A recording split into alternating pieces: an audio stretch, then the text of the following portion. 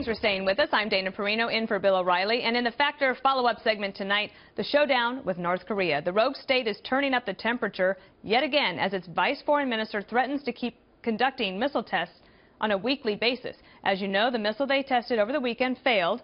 And in an interview that aired earlier today, Fox and Friends' Ainsley Earhardt asked the president if the U.S. had anything to do with that failure.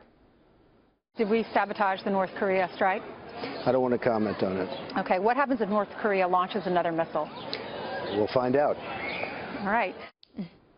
Joining us now to analyze from Los Angeles, Rick Grinnell, former U.S. spokesman to the UN, and from Washington, Jillian Turner, former staffer on the National Security Council. Rick, now that the weekend is behind us and the missile failed to fire, and you have comments from the president and comments from the vice president, what is North Korea's play next? Like, what do you think, based on your experience, that they will do in the coming days?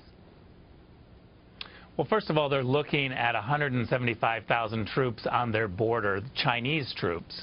So they've gotten the message very loud and clear that something is different, something has changed.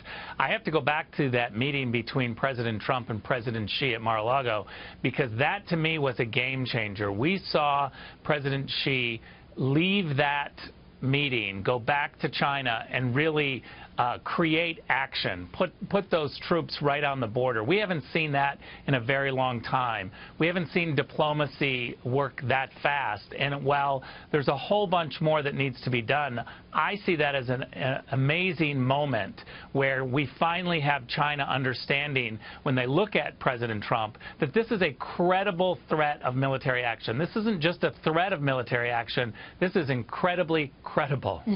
Jillian, there have been some changes, but you see some things that kind of look similar. What would that be?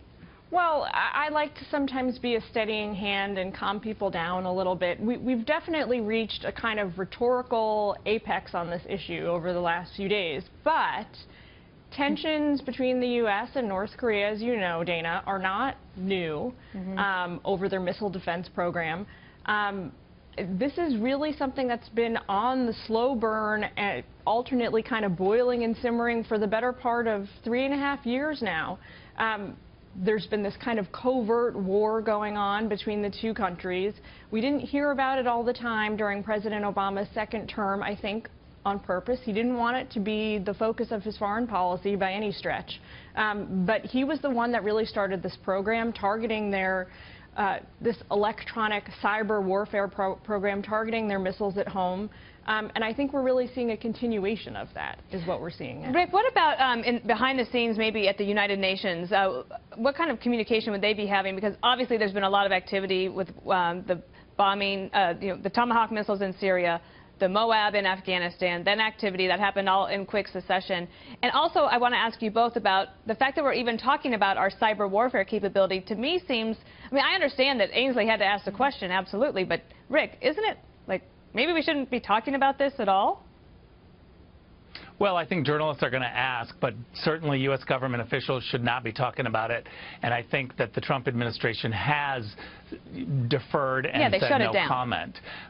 Yeah, they shut it down. But, you know, to go to your point about the UN and Jillian's point, look, I think that the slow burn and all of the resolutions at the UN that have been happening for more than 3.5 years, we have had Security Council action on North Korea for a long time. None of that has worked.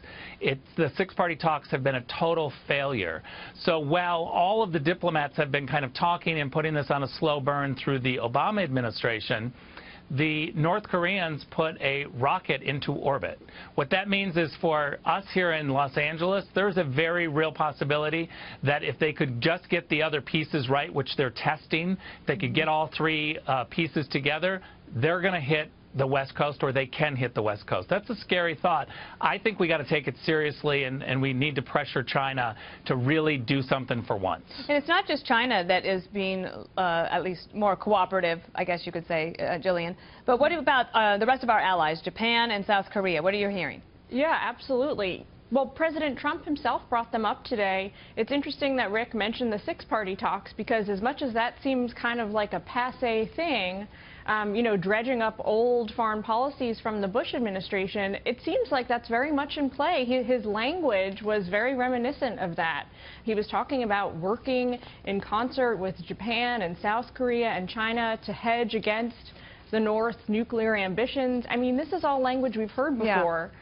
So it was kind of interesting to see that in the midst of these like very dramatic shows of military force over the last week in Syria and Afghanistan, the degree to which I think the Trump administration is leaning on diplomacy here, because they realize, obviously, when it comes to nuclear capabilities, everything is existential. Rick, if I could throw a last question to you. Ben Rhodes, a former Deputy National Security Advisor for President Obama, tweeted this today: "Every day the situation in North Korea makes clear just how preferable it is to have the Iran deal in place."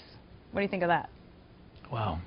I mean, it's a crazy analogy to think that somehow the North Koreans are going to all of a sudden give up their ambitions just simply because we're going to give them something. They've made so many promises and broken so many promises in the past. This is not a situation that is even remotely the same. All right, that's what I thought you might say. Rick.